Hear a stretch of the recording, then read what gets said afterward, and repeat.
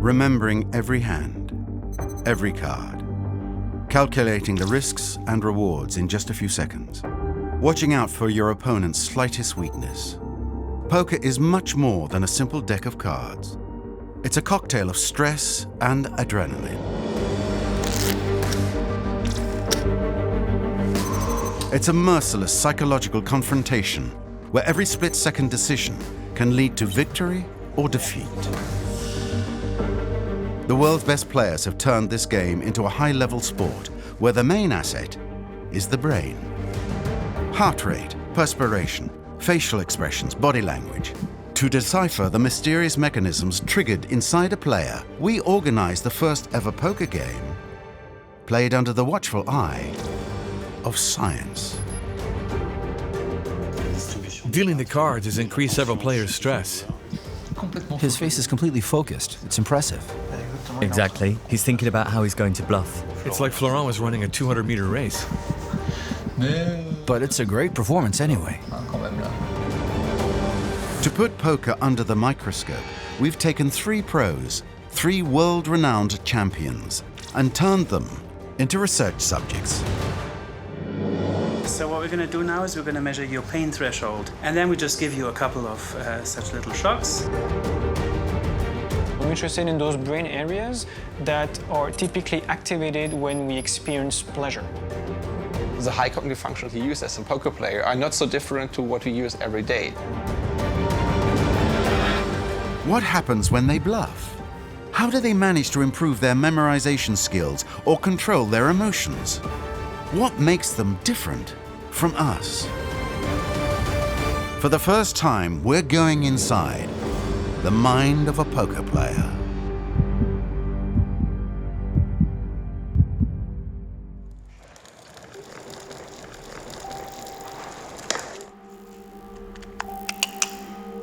We chose an unusual place, a former factory, to install a one-of-a-kind scientific laboratory.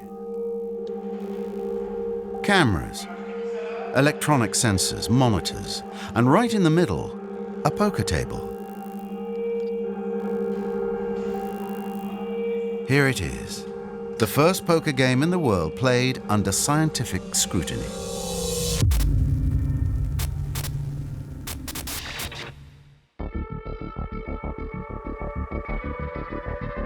The game will involve 6 players.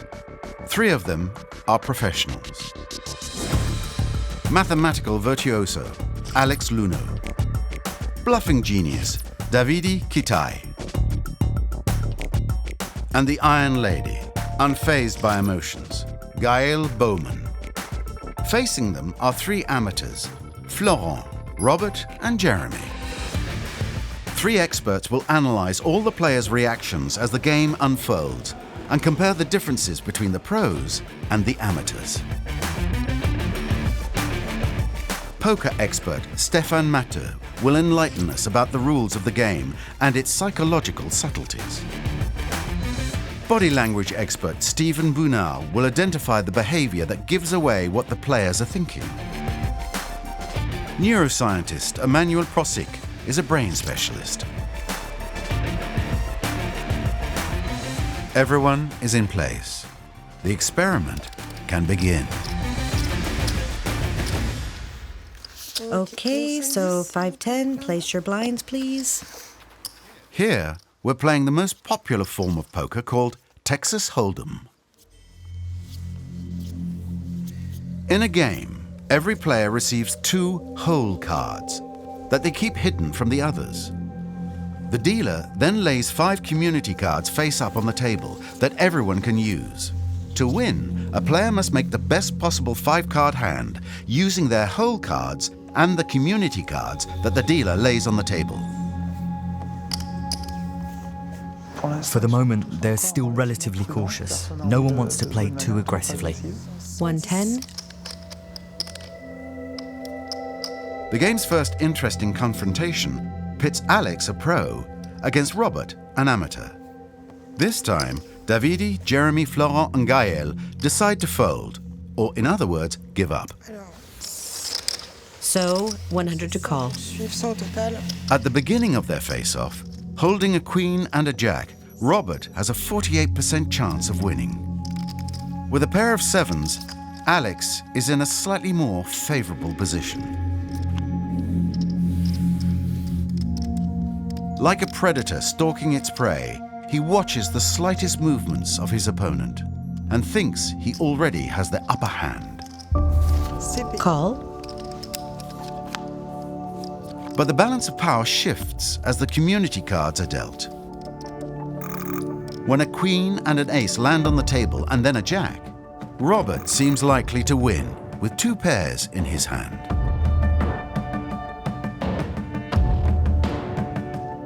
Stephen Bounard immediately notices the telling signs of this reversal in both players. How is Robert now? Can we see some small movements in his left shoulder that indicate his desire to perform? That it's personal for him. Maybe he's saying to himself, well, yes, maybe he's saying to himself, if I manage to beat Alex. Robert's movements give him away. With these new cards, he's regained confidence. The amateur is excited at the idea of beating a pro, and you can tell. Now much more sure of himself, he decides to raise. 200. Used to this kind of one-on-one confrontation, Alex has detected the change in his opponent's attitude. He tries to remain calm, but his expert eye notices small clues that don't lie. Alex feels that this hand is slipping away from him. So it's true you can see in their bodies that Alex has a great deal of control, but at the same time, sometimes his mouth shows varying degrees of annoyance. The left corner goes up. And then you can also see his eyelids blink 3 or 4 times, which could indicate emotional stress. In his head, Alex is calculating his chances. But the probability that Robert has a better hand is too strong. He decides to give up and folds. Fold.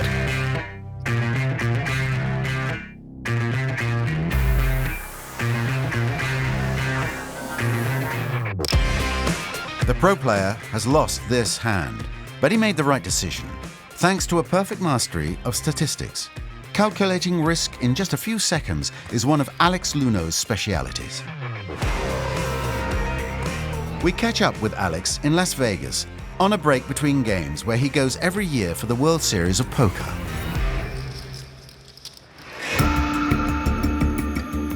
This player's training is beyond reproach, a perfectionist. He uses software specially developed for poker and replays each one of his previous games virtually. In so doing, he can see if the decisions he made at the time were the right ones.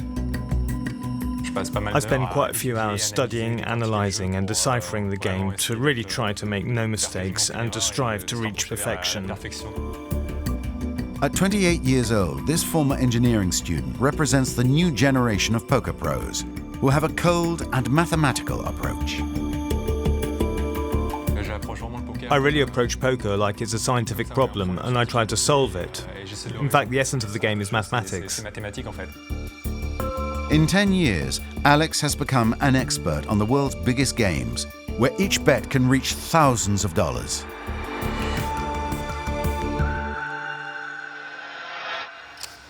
Two players. Back to our game, under the watchful eye of the experts. As always, Alex remains very focused. When you talk with Alex, you realize that what matters to him even more than winning is making the right decision. I think Alex is much more upset if he makes the wrong decision than if he loses money. To choose the right strategy, Alex uses many mental skills such as concentration, mathematical logic, and also memory. Players, especially professionals, must remember over time which cards have been dealt so they can create a range of possibilities in order to predict their potential gains and losses to a certain degree. So they base their decisions on that, and that uses different parts of the brain, in particular the frontal cortex. To try to discover what makes Alex different from an amateur player, we've run a few specialized tests on him. Let's head to Radboud University, Nijmegen, in the Netherlands. Alex has an appointment at an institute for brain research with two brilliant young neuroscientists. Hi Alex, I'm Guillaume. Hi, I'm Boris. German Boris Conrad is an expert on memory. Frenchman Guillaume Sescus is interested in what happens in the brain when we win and when we lose. Today, the two researchers will go inside Alex's head, thanks to this powerful ring, an MRI machine.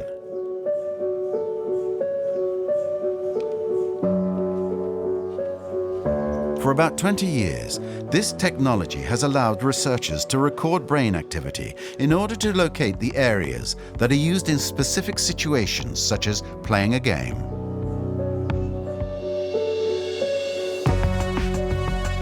The first experiment is focused on memory. Letters appear in front of his eyes every 2 seconds in random order. During the exercise, Alex must indicate when he sees a letter that has appeared before. This concentration exercise draws specifically on his short-term memory, also called working memory.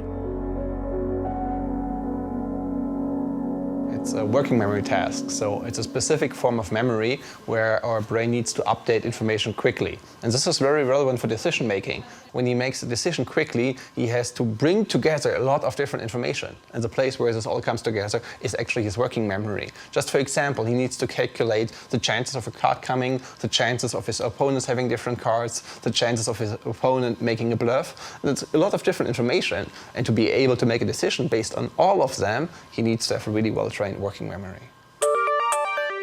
A human being uses different types of memory, which are located in specific areas of the brain.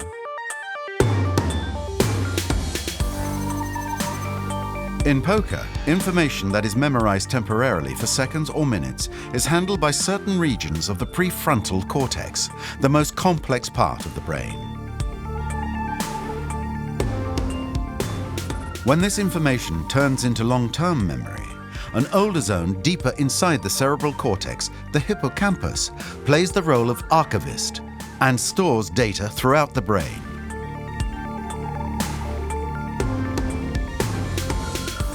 Alex seems to have passed his memory test with flying colors, but it will take several hours to analyze his MRI results. Now it's the turn of Guillaume Sescus to give Alex a test. Hey. So, how was it? That was good. Okay. Quite unusual, but... Very good. So, now you're going to do another experiment, and now this is a gambling experiment. Right. And you're going to play a slot machine game. There's no strategy, right? No, there's no strategy, exactly. It's a pure chance game, like any slot machine game. For the second MRI experiment, the task has been extremely simplified. Okay, Alex. The player's choices are very limited. So what Alex has to do, for instance here, he's choosing the symbol with which he wants to play, and then the right wheel is spinning, and then it stops, and in this case, you see, this is what we call a near miss. He was very close to winning, but he didn't win. And then he just told me very rapidly that he really wanted to continue gambling. This isn't easy for Alex. For 30 minutes, the mathematician must make repetitive decisions without any strategy because only randomness counts, and he has nothing to gain. However, this imitation slot machine can light up the areas of the brain which are part of what neuroscientists call the reward circuit. When you win or when you lose, certain areas deep in the brain activate simultaneously. First, there's the amygdala, which is linked to stress and acts as a warning system. Just above it, a group of neurons reacts strongly to success and triggers a feeling of well-being. Finally, another area is linked to the body's feelings, especially in the event of disappointment or pain. For Alex, and for all of us, these areas control our desires, our motivations, and our emotional reactions. The brain is very much like a predictive machine. So we are constantly building expectations about what is going to happen, and then we are constantly and unconsciously comparing what happens to those expectations. And this is crucial for us to learn and optimize our behavior. In poker, this evaluation and learning system allows Alex to measure the risk, correct his strategy, and memorize certain situations. A few days after the tests, Alex's results are in. This player was particularly successful in the memory test, with over 90% of correct answers. Scientists consider his memory to be excellent. During his test, just like the best participants, his frontal lobe activity remained moderate, but grew more intense as the exercise became more difficult. If people who have really good memory do easy tasks, we see less activity because it's just not so demanding for them. But on really difficult tasks, we see a higher activity, which is because normal people just can't do it, and they still can, so their brain is more active. When he plays poker, Alex's brain requires less effort than the average person to memorize the cards and the game's statistics. Even better, the second test reveals another characteristic, which places him in a group of extraordinary people. When he won with the slot machine, his reward circuit was much less active than the other participants. In poker, Alex is used to gambling large sums of money. So his brain is less sensitive to the excitement created by the lure of money, or by the anxiety generated by the fear of losing. So he can make decisions calmly, totally ignoring the stakes, even when one hand could win or lose him thousands of dollars.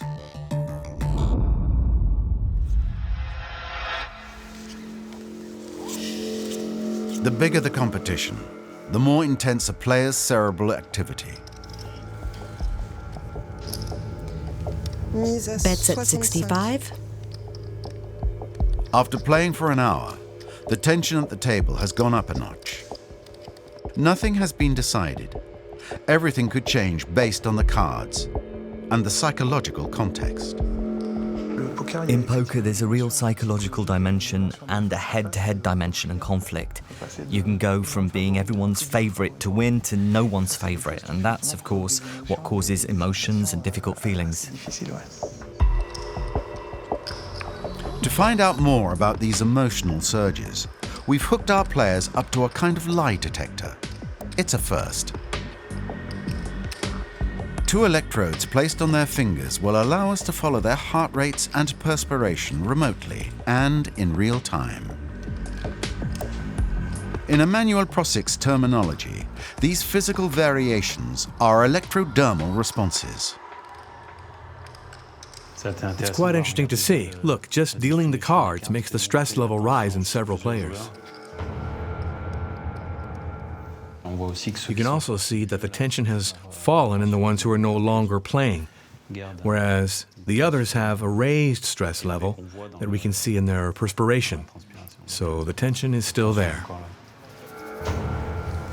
These internal emotions are more evident in someone like Florent, but they affect the pros as well.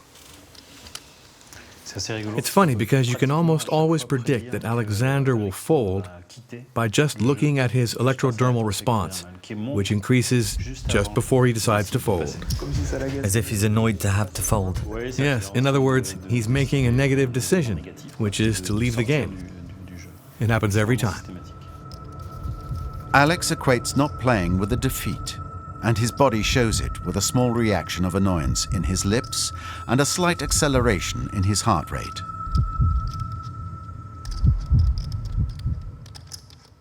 The brain triggers these physical reactions directly, so they seem to be difficult to control.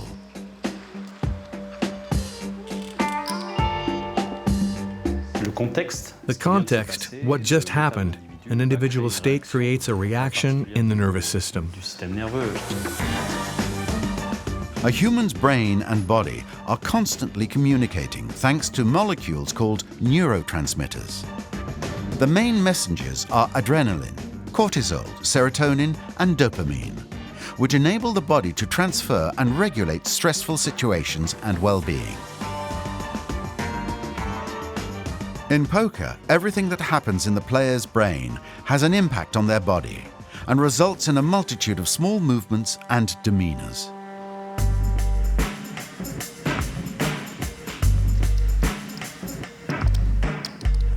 Pinching lips, frowning eyebrows, itching.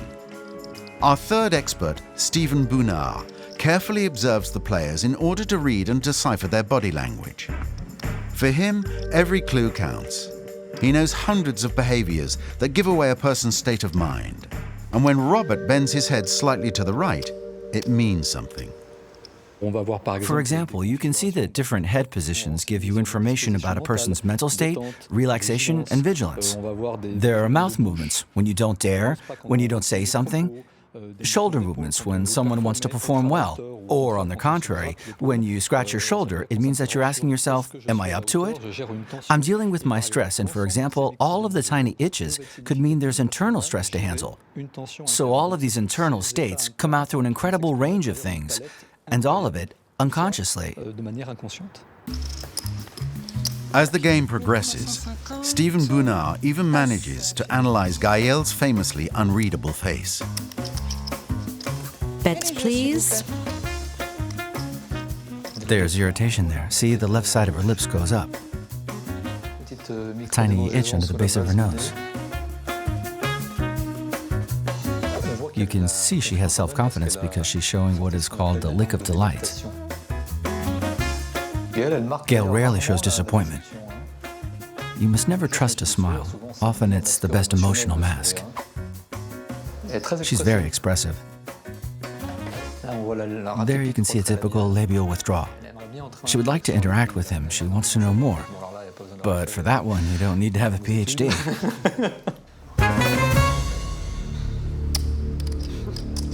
Sorry.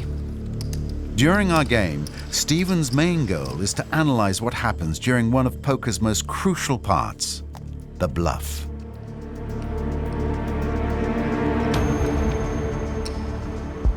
The bluffer's entire goal is to hide the real strength of their hand from their opponents, seeming strong when you are weak and weak when you are strong.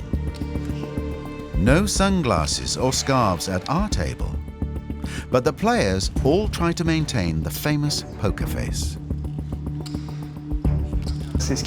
What makes a player very good is their ability to keep an emotionally neutral face in any situation, whether it be good or bad. Because I think from the beginning, Jeremy has been trying to maintain a low profile. Because maybe often people who feel strong show their weaknesses. In fact, Robert has just tried to fool Gael. He is trying to make her believe through his behavior that he doesn't have good cards, even though he has 2 aces in his hand. But Stephen Bounard isn't easily fooled. His eyebrows are raised a little too long, as if he wanted to show surprise, because eyebrows attract attention. So there's an unconscious, manipulative side with eyebrows. Sometimes it's more interesting to look at the eyebrows than the eyes. And that's fortunate because sunglasses hide the eyes, but not necessarily the eyebrows. But I would say he's a pretty good actor.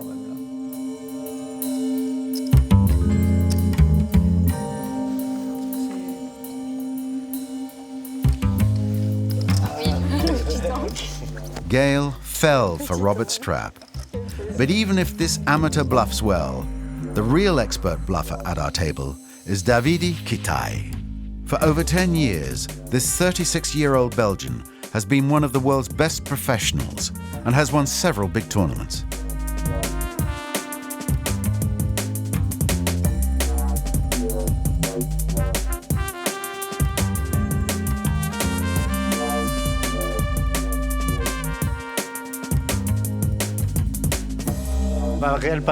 Tournaments are my real passion because there aren't only financial stakes. It's really a competition. I've played soccer since I was little. I've always been a big competitor. I've always loved board games.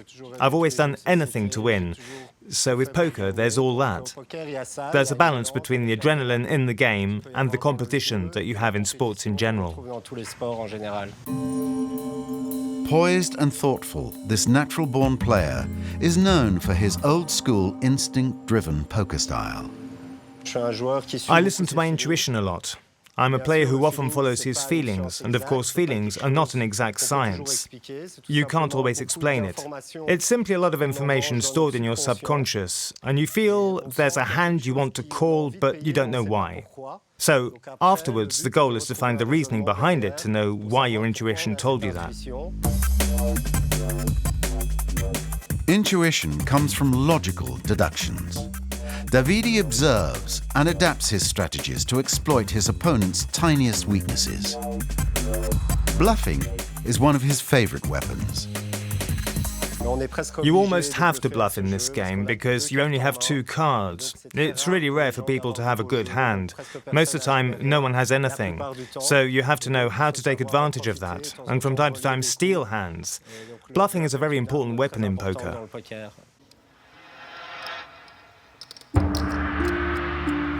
True to his style, Davidi attempts to bluff several times during our game.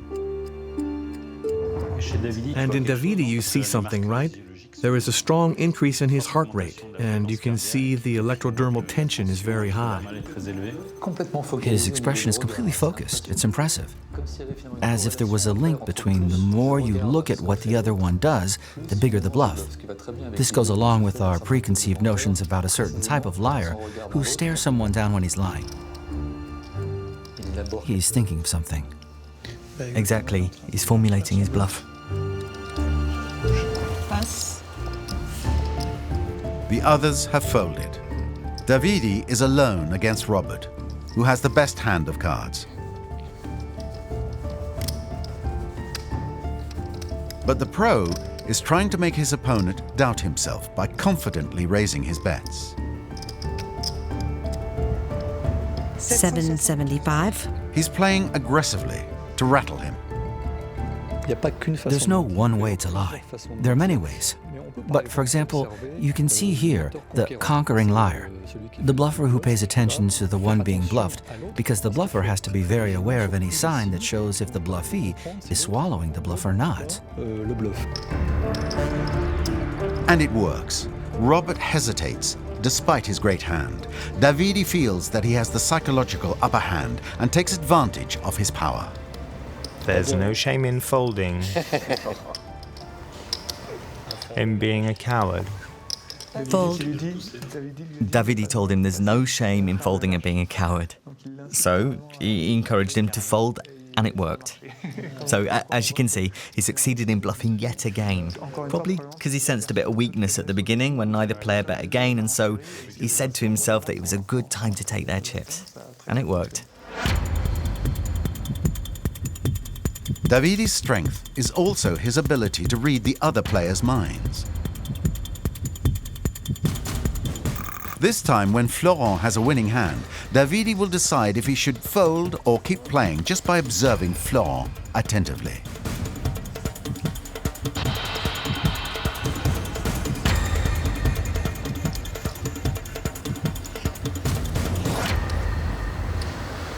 You're not bluffing. It's Davidi's greatest talent. Well, he's got many, but it's really his ability to read. In poker, we call it reading your opponent. That is to say, assessing whether your opponent is bluffing or not. Davidi has become extremely famous in the poker world for his ability to win with really weak hands, simply because he thinks his opponent is bluffing, and he's rarely wrong about his opponent's bluffs. And he's even rarely wrong when his opponent is outplaying him. When he bluffs, or when he tries to foil someone else's bluff, Davidi enters into a real psychological confrontation with his opponents. To do this, he uses a particular area of his brain. As with Alex, thanks to a more advanced test, we would like to enter Davidi's head. So we're off to Colorado in the United States.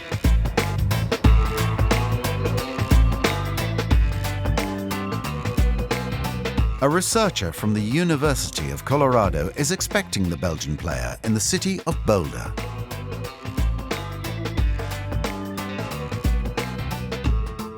Mikkel Carter studies how the brain handles social situations, including what happens when people bluff. I like to think about myself as an explorer of the brain.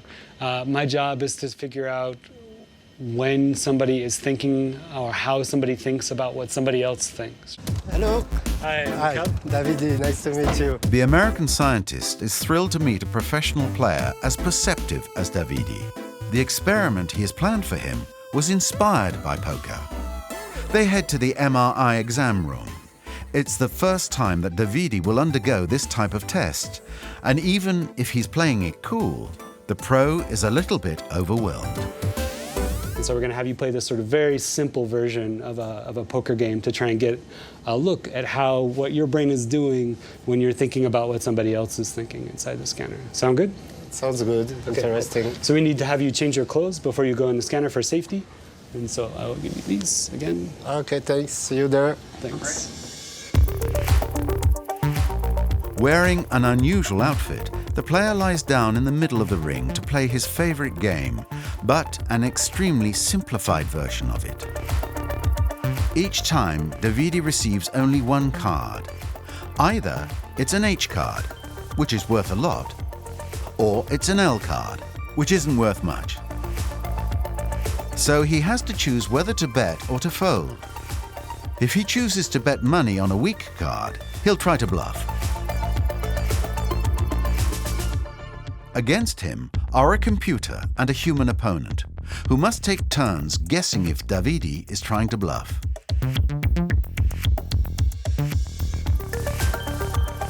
During this little game, the professional player isn't thinking about strategy or statistics, but rather on what his opponent is thinking. This experiment, already carried out on dozens of participants, shows that a certain cerebral area is active when attempting to bluff a human opponent.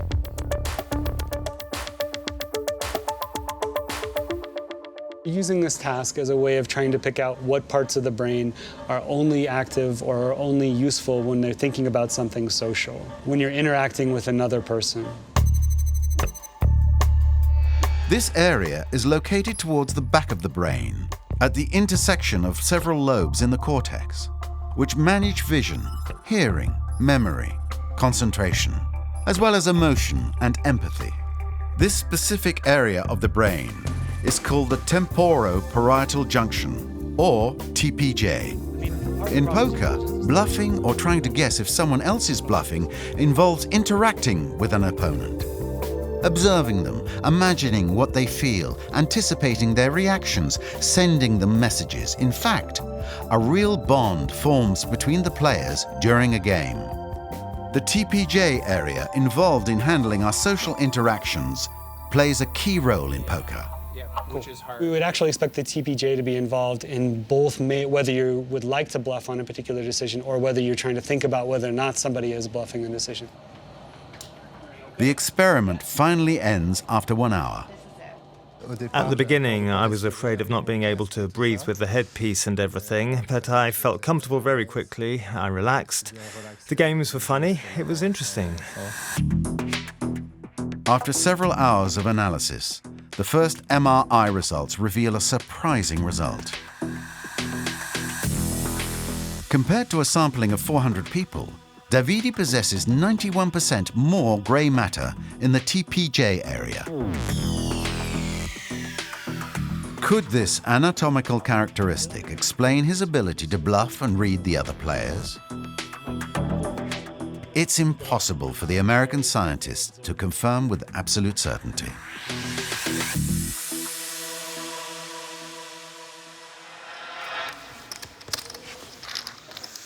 At a poker table, you can be an astute psychologist like Davidi or an outstanding mathematician like Alex, but you also have to control your emotions.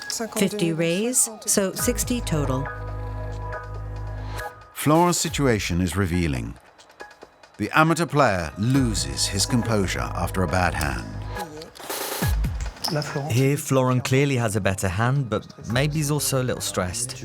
So you can see that his heart rate has risen to almost 100, and he's extremely excited or stressed.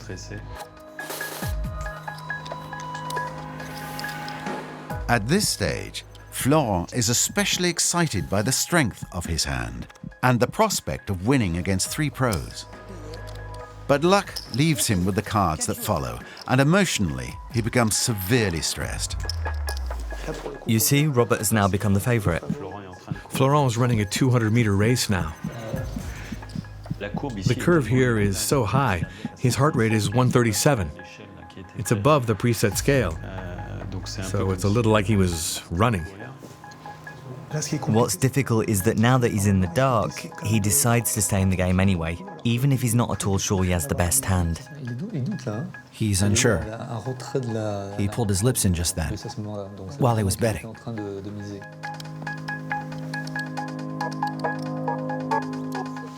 Fold. Unlucky, Florent has lost. And Robert wins the hand.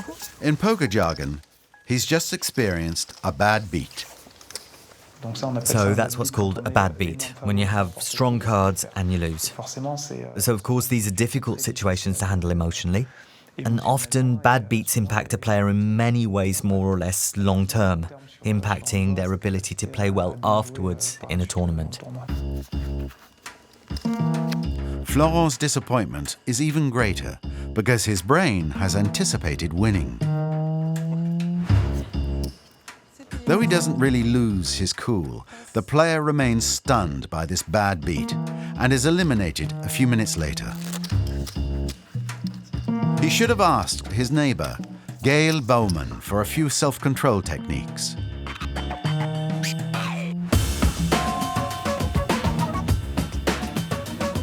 When you see her at home, Gail is a sweet and cheerful young mother. But when it's time to go to work, she becomes a merciless player. This 30-year-old is one of the few women on the pro circuit. She earned the nickname of Iron Lady because of her ability to maintain her poker face and cool head in any situation.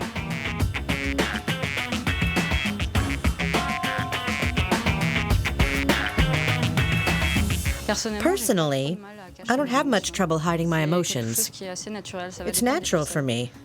It depends on the person. I have a rather calm, serene temperament.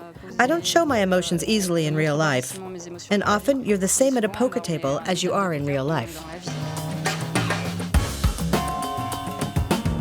Like Alex, Gail began with online poker and plays in a rational and mathematical way. But she also knows how to accept her emotions, both positive and negative, in order to better control them. During a tournament, obviously you're euphoric, but often it's good euphoria. I mean, if it's handled well, it's quite positive. It's like you have adrenaline, I have a little knot in my stomach, but I know it's just good stress. You need to have that little bit of apprehension and this little bit of stress, I think. The player uses the time spent with friends and family to recharge her batteries. A healthy lifestyle, hard work, and mental fortitude are the ingredients of her success at the highest levels. The mind is such an important part of this game. How many times do you see players at the table who lose a hand, who freak out and begin making crazy choices? So your mental attitude is really important. You have to know how to keep calm, keep your cool in any situation, and keep going, keep playing your best.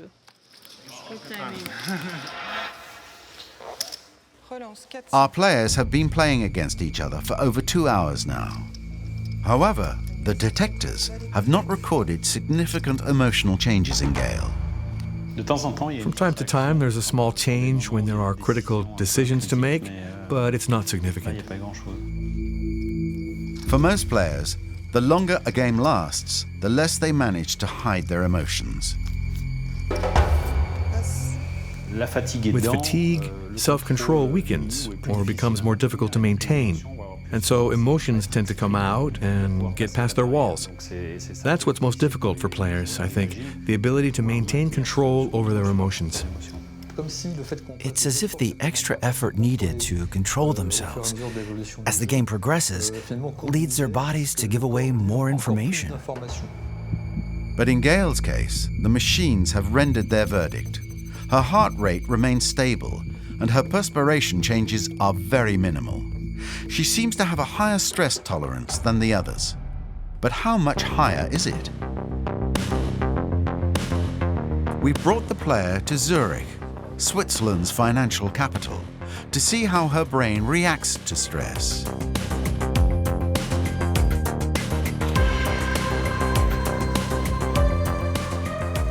At the University Hospital, the Neuroeconomics Laboratory is on the cutting edge of brain exploration, thanks to many different experiments and several imaging techniques. One of the scientists, Christian Ruff, is a world-renowned specialist on the emotions of decision-making. Decisions in poker, like decisions in real life, are very strongly influenced by our background emotions. Whether we're stressed or relaxed, whether we're anxious or calm, whether we're happy or sad, all of these states have an influence on how we decide, and in particular, how we actually deal with information about possible wins and losses. Pretty much like, for example, a soundtrack may influence how we view a scene in a movie. Along with one of his team's researchers, Christian Ruff wants to plunge Gail into a state of stress. The experiment they've dreamed up is rather out of the ordinary. Okay, you're ready? Yes. Good. So what we're going to do now is we're going to measure your pain threshold with these machines. So what we're going to do is that we're going to hook up some electrodes to your hand, and then we just give you a couple of such little shocks and different intensities, and we measure how you perceive it. Is it very painful, or is it not so intense? Okay. You can relax, and I'm just going to tape this electrode to you. These electric shocks are not dangerous for Gail. The young woman handles the pain very well.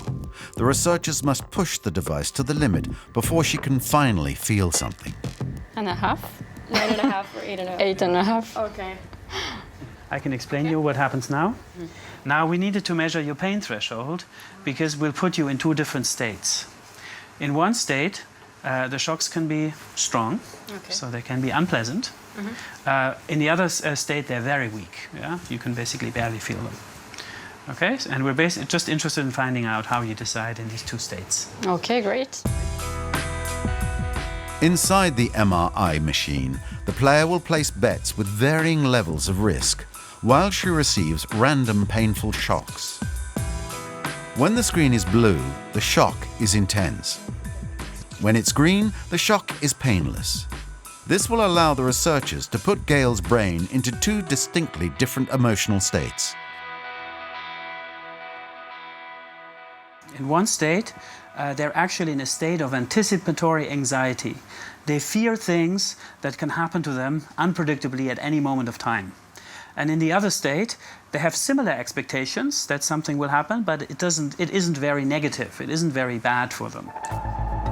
Number one. Like in poker, Gail must carry out complex calculations to evaluate her chances of winning and the risk involved while she alternates between stress and relaxation. The scientists want to know how her brain reacts to anxiety. Deciding whether to bet or fold takes place in the prefrontal cortex. But each decision can be influenced by deep emotions. When stress is high, the area for well-being is inactive, whereas the warning system and the pain area are highly active. A mental state which could, according to the experts, have a direct impact on whether to play one hand or another. We found that when you switch to the stressful anxiety state, your brain started focusing on the negative consequences.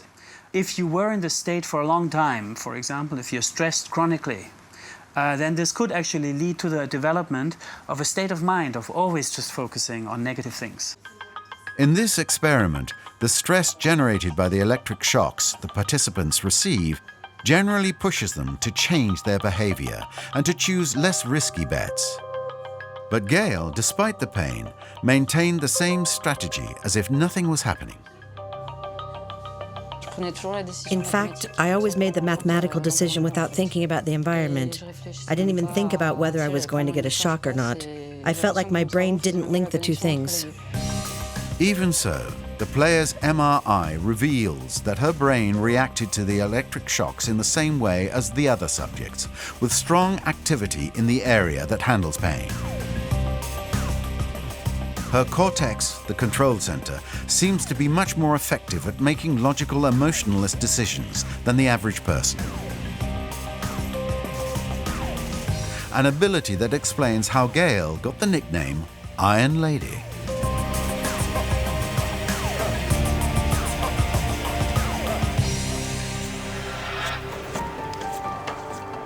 Although Gail remained absolutely calm throughout the game, the cards were not in her favor. After 3 hours, she's out and has to leave the table. There are only 4 left, and Davidi feels comfortable. There's no more time to fool around. I'm in a hurry to get all the chips. The game has sped up. The cards are not letting Alex use his talents, and he leaves the table a few minutes after Gail. The tournament really comes down to this point. Here on out, we're in a part of the game where each hand could be the last. For a player, each decision, each bad decision could mean the end of the tournament. Then it's Robert's turn to crack after 4 hours. There are only 2 left.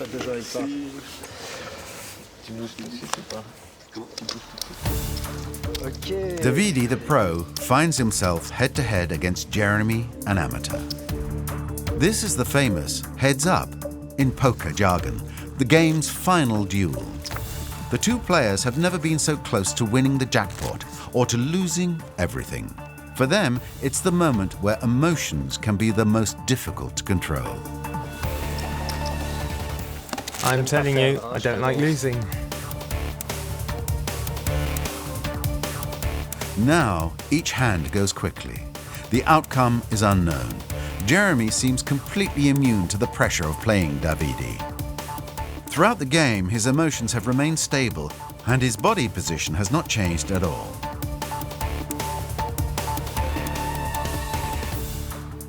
If anyone has a poker face, it's Jeremy. From time to time, it's a ritual with him. His right eyebrow goes up. It's a way to take a step back, and it's something that's linked to thinking. He expresses his emotions much less than the others, even though they are professional players. His armor is cracking. All in? Davidi is not taking the finale lightly, but things are getting difficult for him. He's increasingly tense, as we can see from his body language. For Davidi, it's odd at this point in the game to see many more signs that he's afraid of losing control. You can see here that he's scratching as if he wanted to pull himself back into line. He often touches this area to think. You can see it there. I'm not going to lose. The pro cannot seem to guess what his opponent is up to, and he loses confidence.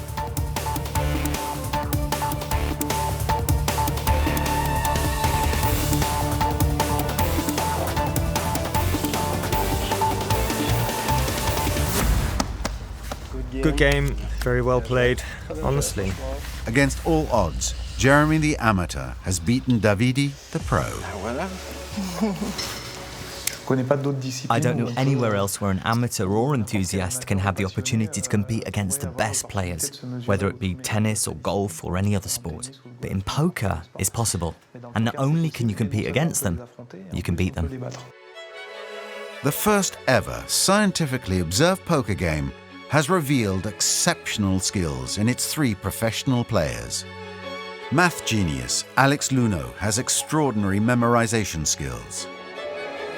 In Davidi Kai, the master of the shrewd psychological bluff, his cerebral area that handles social relations has 91% more grey matter than a normal person.